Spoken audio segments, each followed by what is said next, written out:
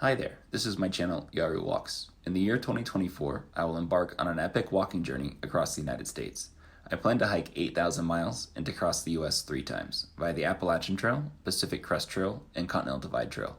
In the hiking world, this is known as a calendar year Triple Crown and has been completed by only a handful of hikers in history. The calendar year Triple Crown has traditionally been completed by jumping within or between the trails throughout the year, primarily to avoid snow, but also to avoid other seasonal hazards such as floods, extreme desert heat, and wildfires. For my attempt, I'm trying to hike each trail on a continuous, unbroken, end-to-end footpath, and to accomplish this, I must hike across all 4 seasons. I will be posting weekly updates along the way, so you can join me for the journey. Wish me luck.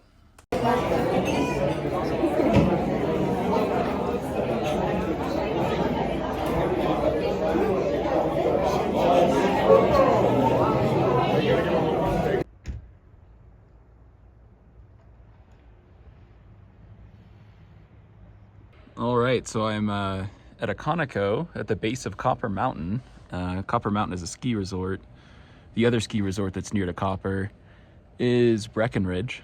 And then I scouted ahead today into the Collegiate Peaks area to get a sense of what the snow conditions look like, to see if anything looked hikeable, and everything honestly looked like snowy but hikeable.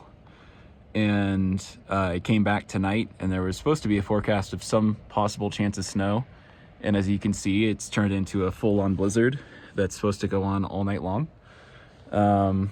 So pretty frustrating. All the work that I did today to scout ahead ended up being pointless. Well, it's not pointless, but everything I learned is now put into question by the fact that it's blizzarding.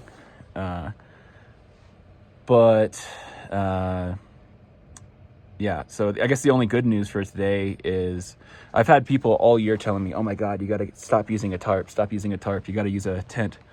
And I kept saying all year, like, uncomfortable's okay, dying's not okay. And all year long, the tarp's been perfect. But now I, in my opinion, today is the 4th season, and I've switched from a tarp to a 4-season tent, which, is good timing. I mean, it wasn't just luck. I've been planning. I ordered it a while ago and have been holding on to it. And then I had decided today would be the day to deploy it. And it's the perfect day for a test run of its snow load-bearing ability, because it's going to be a very snowy night tonight. So anyway, my plan is to hike on up to Fremont Pass. Right now I'm at something like 9,000 feet of elevation. I don't even know where I'm at, but I'm going up to something like 11,000, I think. Or at least that's the top of the pass. I don't know if I'll go there tonight or not. I'll make it most of the way though, I think. But got to make up miles for the time I spent scouting today. So anyway, I'm not going to film going up the mountain because it screws up my phone. I'm just going to keep it in my pocket, and maybe I'll give another update once I'm in my tent or tomorrow morning.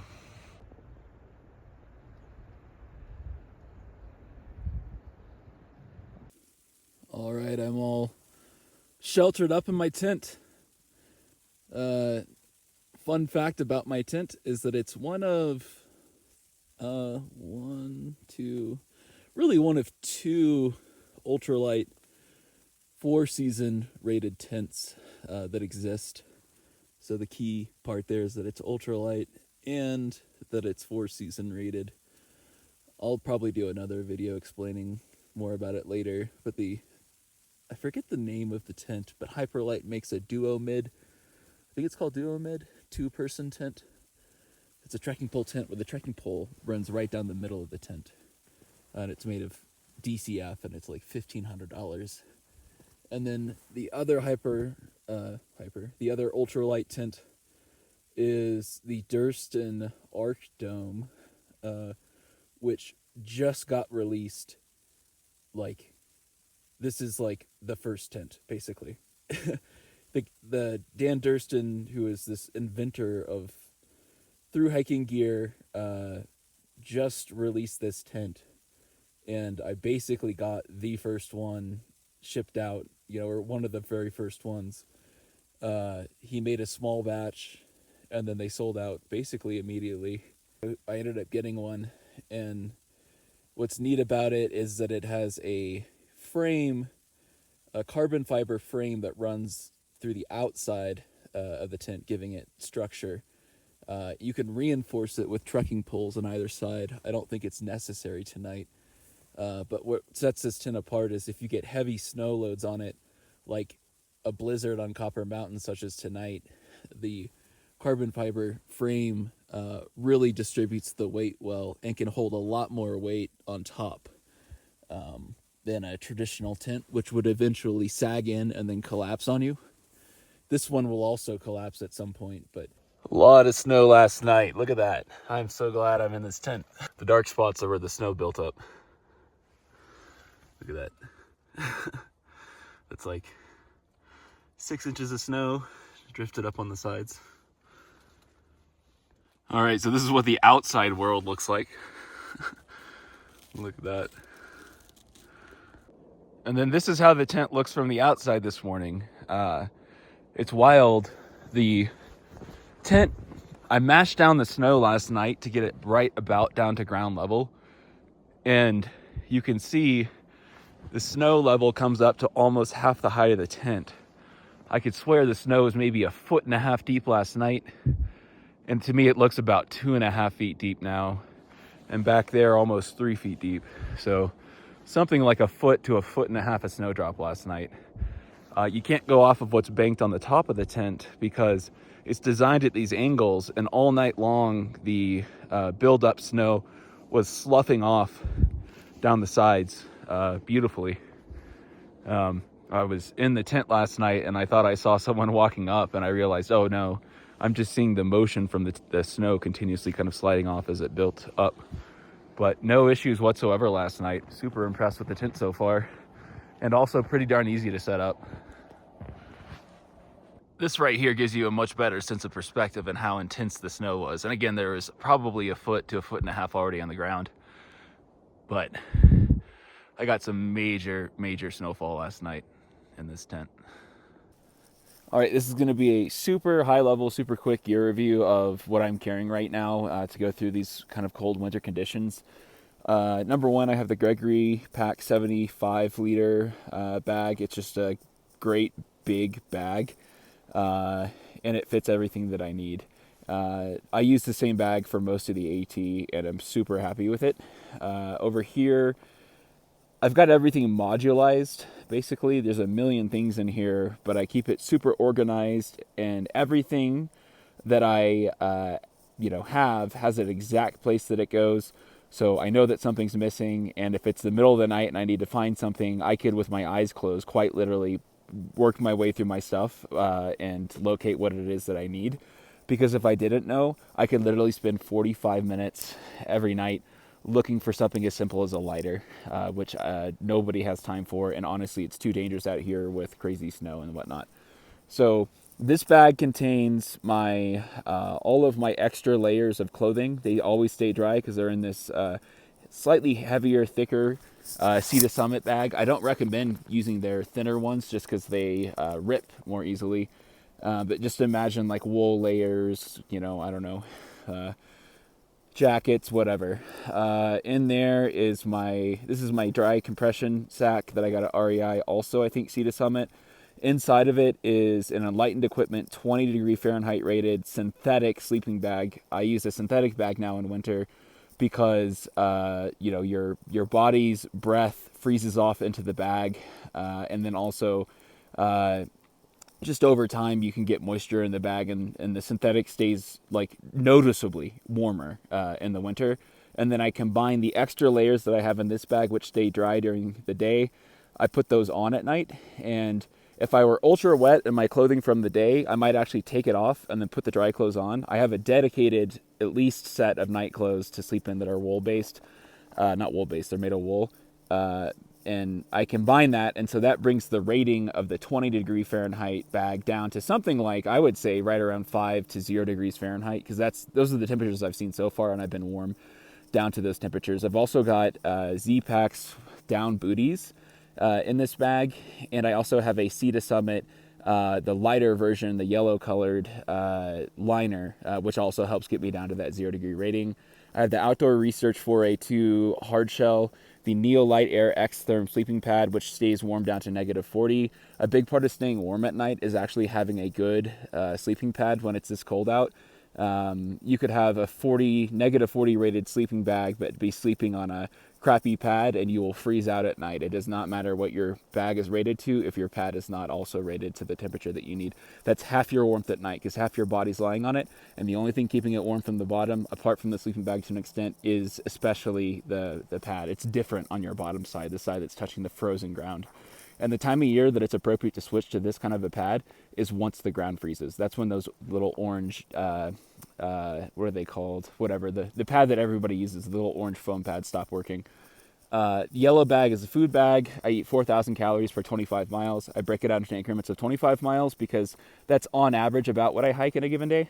And then that's the Jet Boil. I don't know the name of this model, but it's the cheaper one. Not cheaper because it's bad, but because it has limited functionality. All it does is bring the water to boil. It's not really as much intended to cook food in the pot. I use normal fuel canisters inside. I keep them in my pockets or in my sleeping bag in the morning to keep them warm, because it does get cold enough now that they stop working. They will stop working, but as long as you keep them on your body and warm, this thing can bring the water to boil in a couple of minutes, and I haven't had issues so far with this working. But if it got any colder, I have an MSR, I think it's called Whisper Light International, MSR International stove for cold weather that runs off of just liquid fuel and is good down to -40 Fahrenheit. But for right now, since that thing is bulky and heavy, I'm not carrying it. Then I carry 2 Nalgene bottles. I can boil water in this, put the boiling water in here, make sure that it's liquid tight, meaning it's not leaking, because it'll kill you if you drip it off in your bag, and then it freezes into it. Always make sure that's screwed on tight, but you can pour boiling water into here, and then you can put it in your pocket if you're cold and get your hands warm. You can also put it in your sleeping bag with you. I like having the smaller one because it fits in your pocket, and because honestly I don't like boiling tons of water in this one, and I just feel like this stays warmer longer when it's full with water versus this being half full. That's kind of a luxury item. I could literally get rid of that. I use a Gatorade bottle, not a smart water bottle, because I'm using chemical treatment this time of year. It's impossible, basically, to keep your filter from freezing if you use like a Sawyer squeeze filter. So I use chemical treatment, and when those chemicals freeze, I can just bring water to boil, drop the little, bottles into the water. The ice inside of the chemicals melts, and then you take them back out and you're good. Or you can put them in your pocket. They can never really freeze permanently on you and break the way that a filter can. This is a Gatorade bottle, like I said. The reason I'm using this and not a smart water bottle is that it has a wider diameter opening, which means that when I stick my hand into a cold river, it fills up almost instantaneously, whereas a smart water bottle requires me to stick my hand in for like 30 seconds. Same thing is true with this. It's even faster. That's literally instantaneous. And then when you use these two, these freeze off slower than this does because they're more insulated. It's unbelievable how well insulated these are. They're really necessary in winter. Black Diamond trekking poles, which I use for support on my tent. And if the snow gets deep, I have snow baskets I put on the bottom. The Durston Arc Dome tent, and these are the tent poles that provide the outer frame to it. Use Smith snowboard goggles instead of sunglasses in the winter. It's excellent for wind block, excellent for snow block, and excellent for just preventing your face from getting sunburned. And then also when you're walking into these headwinds, they make your eyes water up, and so this blocks the wind beautifully. So that's pretty much it. There's more stuff I could go into in the nitty-gritty details, but that's like the major overview. So and this exact bag, I didn't say it before, it's the Gregory Baltoro 75 liter, and then I use REI mittens, which I layer over these smart wool gloves, which keep my hands from freezing in the morning when I'm disassembling stuff. You can't do anything with those mittens because you don't have any dexterity. And then I have Black Diamond brand over mittens, which go over the mittens, which are actually waterproof. So if you want to there's a key battle where these guys will get wet, but you want to keep these from getting wet. And the way you do that when it's raining or snowing, since they're not totally waterproof, is I'll just pull them out because they're cool. Like I said, I know where everything is in this bag. All right. These are over mittens, and they slide on right over the gloves, over the mittens, and keep them actually waterproof and windproof. So that's pretty much it.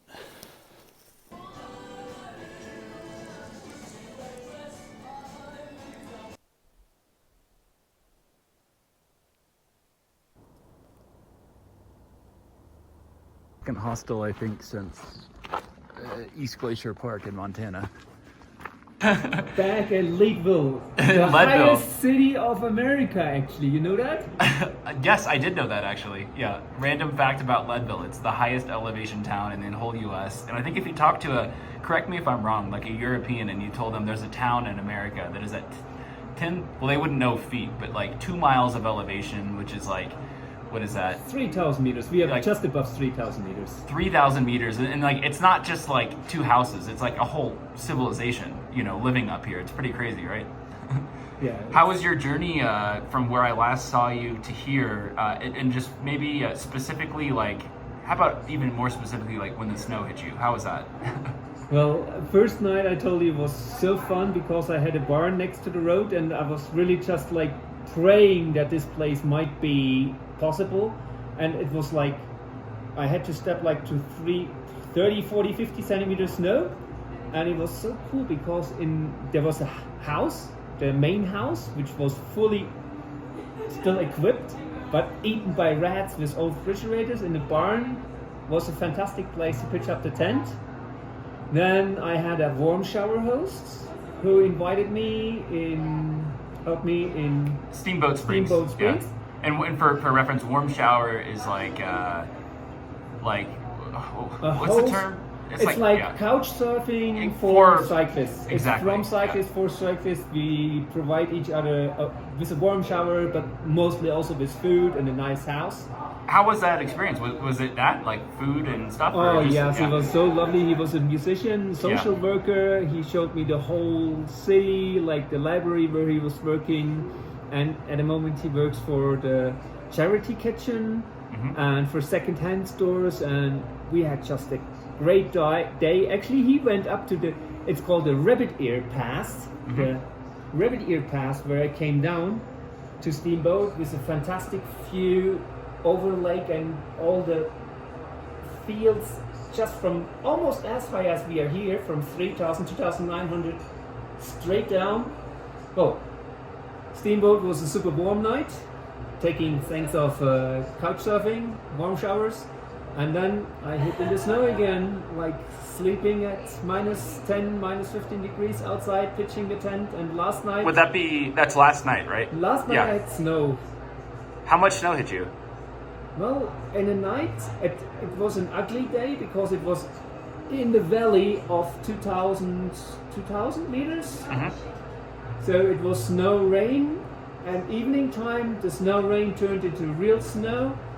I already had like 3-4 centimeters on the road when the last hour cycling, and then I was lucky to find an open space, at least the size of this table, perfectly not under snow. Pitched up the tent, and exactly like so many times, the moment you start cooking, it snows and snows, and the whole tent was white, Inches, yeah. like 10 centimeters. Yeah. I don't know an inch. Yeah.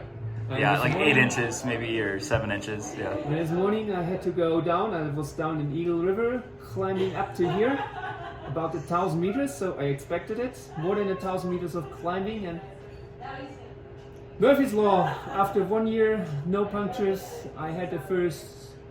Say my tubeless gave up in these cold temperatures, and I had to give up. Not to give up. I couldn't pump up the tire because my pump was frozen.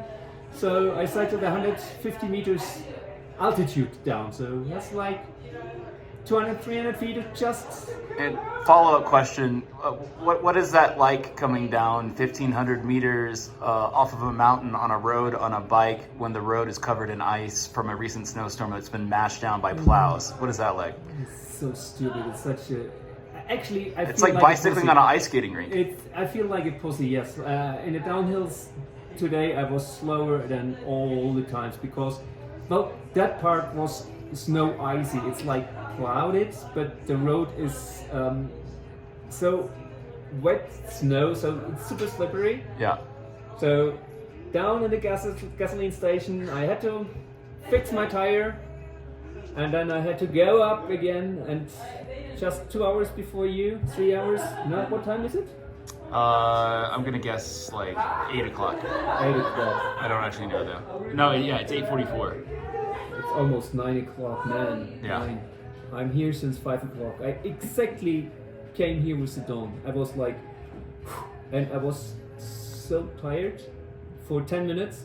I just, like you, they showed me this place, laundry, shower, room. I managed to get my bags onto my bed and like, for 10 minutes, I crashed in. That's amazing. Well, I'm glad you made it here safely.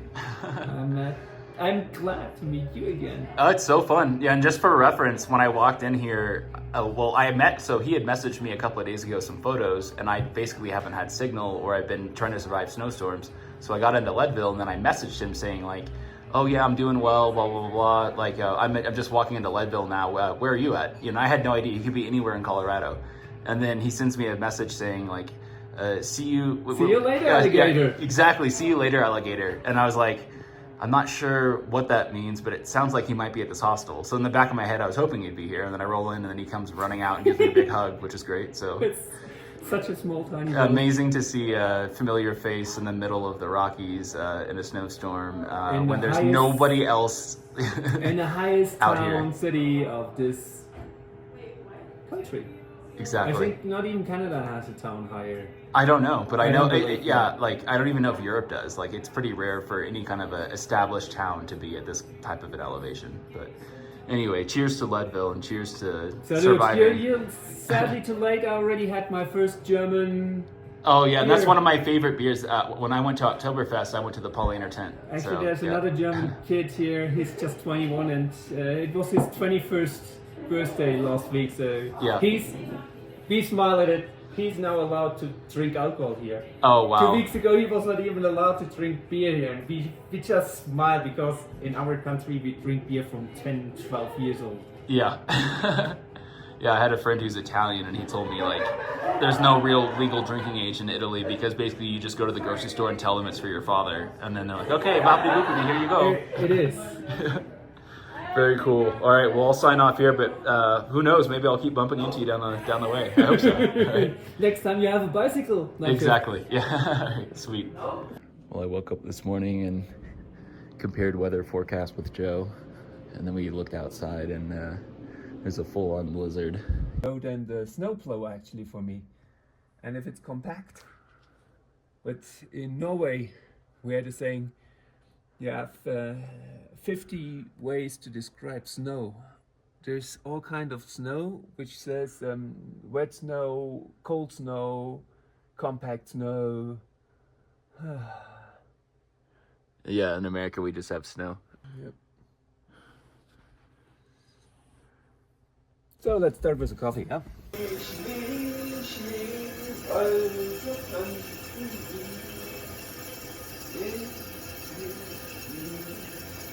Guys, hasta la vista, uno más. Bon voyage! Oh, I even think I have to walk to the main road. I'm not sure if he's crazier or I am.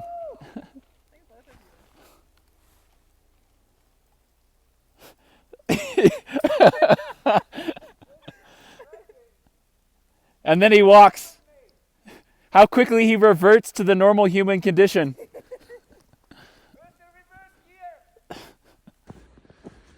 And now I'm off. Yesterday there was no real snow on the roads in Leadville, and now there's about 5 inches since last night. The forecast is that it'll keep snowing all day today through tomorrow until 2 p.m. I think. So that's what we got going on, walking in the snow.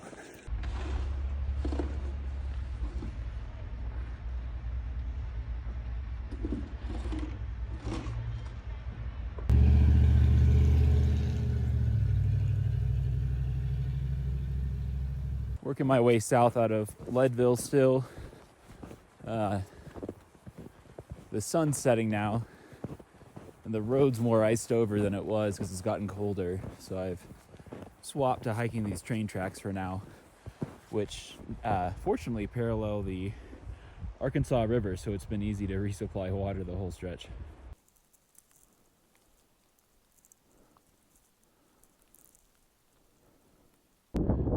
This gives you a sense of the snow that I'm dealing with out here. That's like 2 feet. And so in the deepest places, that's about how deep the snow is. I would say average snow depth out here right now is 9 to 12 inches, so right around a foot. So I'm out here today. I got dropped off by car because I'm trying to locate snowshoes, which I stashed ahead a couple of days ago. I talked about how I came out ahead and I scouted to see what snow conditions look like. So before the giant snowstorm that hit out here, I had determined that right here was where conditions were good for hikeability to continue ahead. But then another foot of snow dropped out here.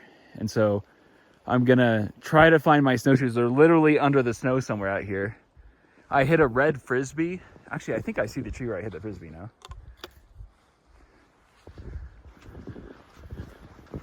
Let me grab one of my trekking poles. How about the one that's in the snow?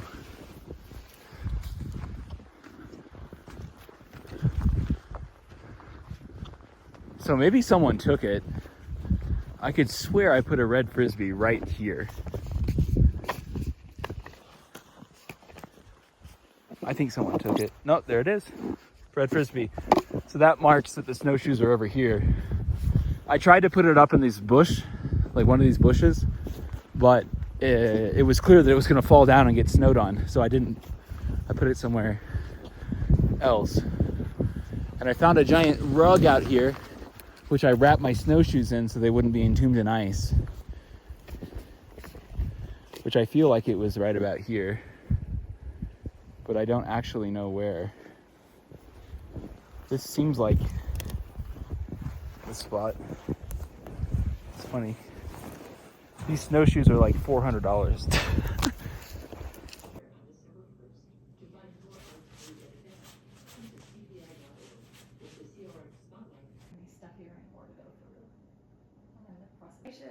Oh, what a picture. All right.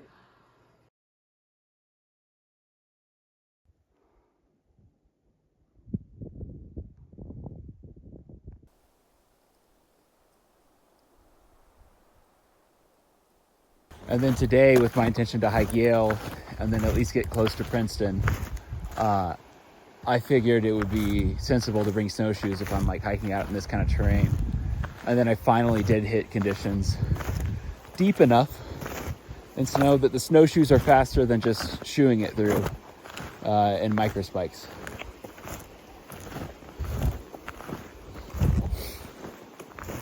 So I'm working along the outer edge of Mount Yale right now, not on a trail, in part because the snow actually kind of gives you a trail. It's covered up all of the overgrowth, and you can just kind of cruise right along the top of it, except for when you hit rivers. Maybe it's a frozen river. It looks like a cold river.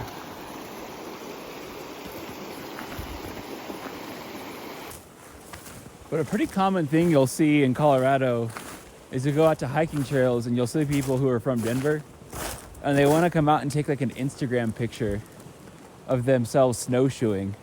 But then what they do is they go to a trail that has been like hiked down for, weeks on end.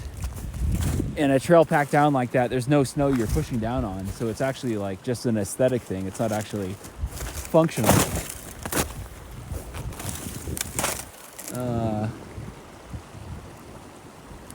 I think I'm gonna have to use trekking poles for this little disaster that I'm in. I don't know, that might be thick enough. I'm trying to cross the river. I've been walking downstream looking for an ice bridge, and I think I found one. But I have to put my phone up to be careful as I cross this. So unfortunately, due to all this blizzarding that's been happening, and all the unfortunate timing around it, the snow has pushed me out of the mountains where they were more hikeable. And as I keep working my way south, the mountains become less and less friendly to hiking and more spread out with no good bail options. Let me check on this. That's a frozen creek. I think it's frozen solid. If it's not, I'm not going to die, so I'll be fine.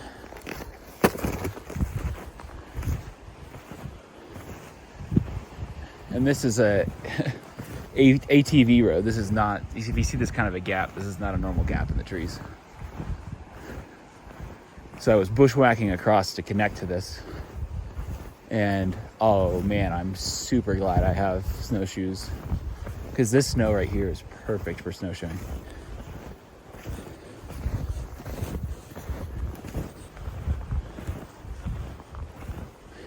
So anyway, as I was saying,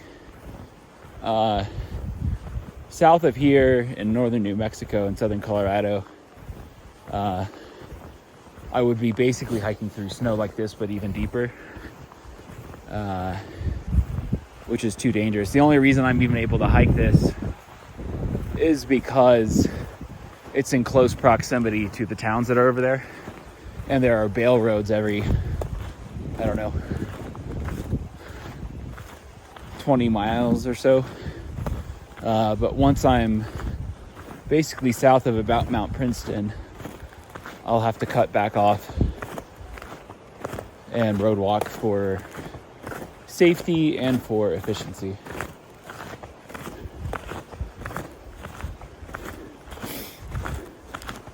It's really been funny, the timing of all these blizzards. They hit just before going into the Wind River Range, or I guess as I was going through the Wind River Range, and then they hit again as I was coming into the Sierra Madre. And then the next mountain section that I was hoping to be able to hike was the Collegiate Peaks, and then several days of blizzarding coming right in. And I had just scouted ahead half a day before the blizzards hit, and this area didn't have snow on it at that time, or it was mostly melted. And then the whole world changed again with this big blizzard. So I got mostly snowed out of this section as well. Though the plan is to hike across the side of Yale tonight, and then across Mount Princeton tomorrow. And then from there, like I said, due to the long stretches between roads and the depth of the snow that's already fallen this year, I think I'll have to road walk most of the way to southern Colorado, and then a bit more through northern New Mexico before I might find trail that's hikeable again in a safe manner. But we'll just have to wait and see. But for now, at least I'll enjoy the opportunity to snowshoe in a relatively low stress environment.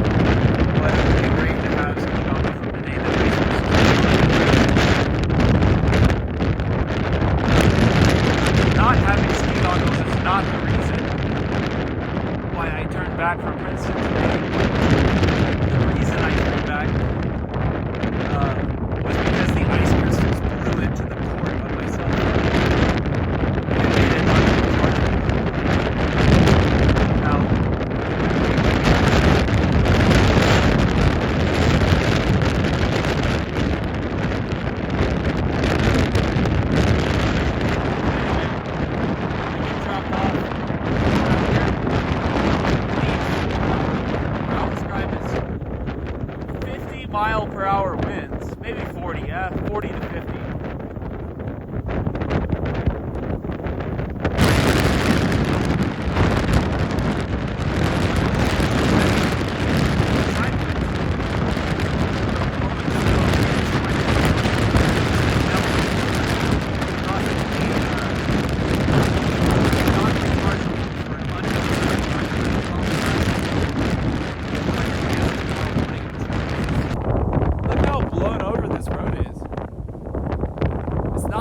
No, that's from.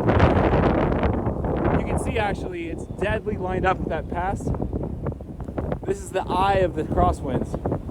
They're rushing through the gap in those mountains.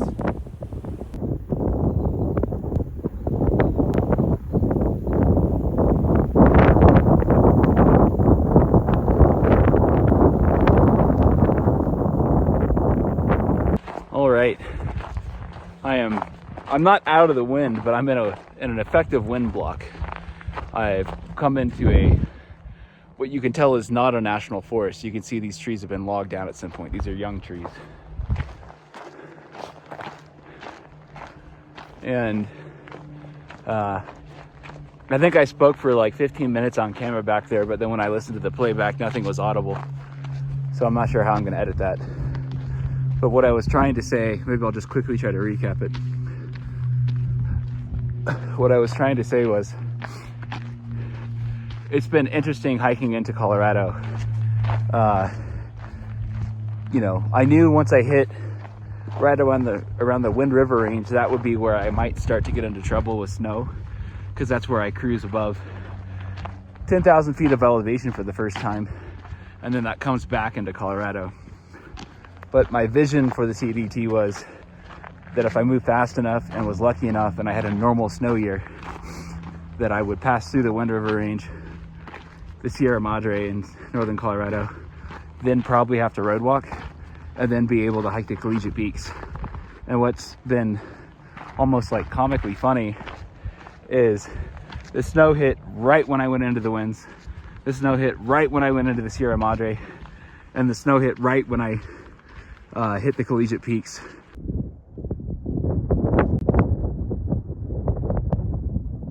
Back in the wind.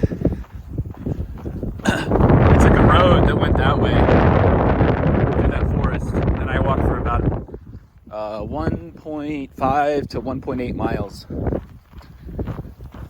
and then I hit a dead end. The confusing part was the road on Google Maps showed as a public road. Someone had a fence across it. Then on Gaia, there was another route that looked like a road across public land.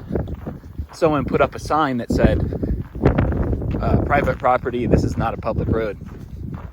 But they didn't have a fence up anywhere for like the last half a mile. Like, for example, that sure doesn't look like private property to me, and it's not listed as such. On Gaia, it's listed as a public use land area. So I suspect somebody put a false sign up just because they're annoyed with people driving past their house on public land, which is, if that is what that is, that has got to be one of the most annoying things in the world. And I don't know what's true, but I will defer to respecting their sign. So I backtracked all the way back out. There was no good way through. I tried snowshoeing to cut across the public land, but the snow was about 2 feet deep, and it would be faster to just backtrack to where I am now, I thought. But then this road is completely blown over with snow. So it's definitely energetically easier than snowshoeing across that field for 1.5 miles. But I think it would have been faster at this point to have just snowshoed. But I made the call with the information that I had at the time. So